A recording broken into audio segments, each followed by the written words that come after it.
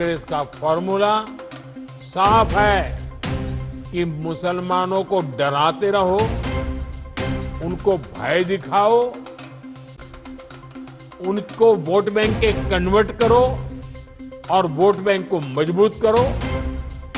कांग्रेस के एक भी नेता ने आज तक कभी नहीं कहा कि हमारे मुस्लिम भाई बहनों में कितनी जातियां होती हैं। मुस्लिम जातियों की बात आते ही कांग्रेस के नेता पर मुंह पर ताला लगाकर बैठ जाते हैं, लेकिन जब भी हिंदू समाज की बात आती है तो कांग्रेस उनकी चर्चा जाति से ही शुरू करती है। कांग्रेस की नीति है हिंदुओं की एक जाति को दूसरी जाति से लड़ाओ।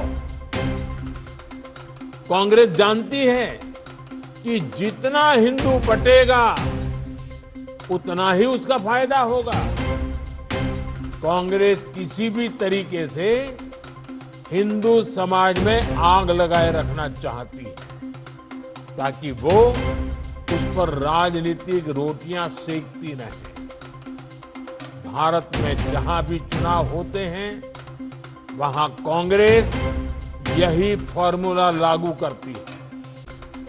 अपना वोट बैंक पक्का करने के लिए कांग्रेस समाज में जहर घोलने के हर हथकंडे अपना रही है।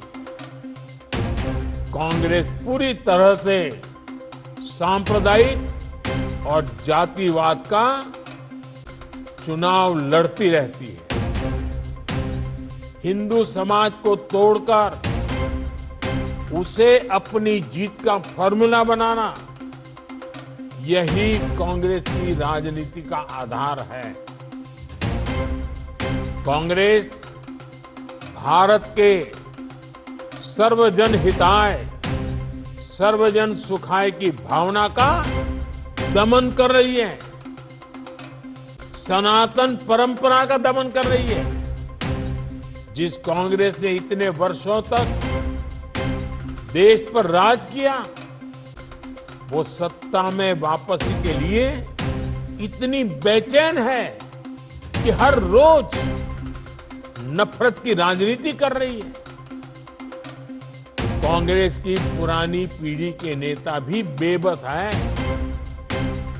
असहाय है कि उनकी इस पार्टी की क्या स्थिति हो गई है। कांग्रेस की ये स्थिति होने वाली है। कांग्रेस नफरत फैलाने की सबसे बड़ी फैक्ट्री बनने वाली है। ये गांधी जी ने आजादी के बाद ही समझ लिया था। इसलिए ही गांधी जी ने कहा था कि कांग्रेस को खत्म कर देना चाहिए। कांग्रेस खुद खत्म नहीं हुई, लेकिन आज देश को खत्म करने पर तुली हुई है।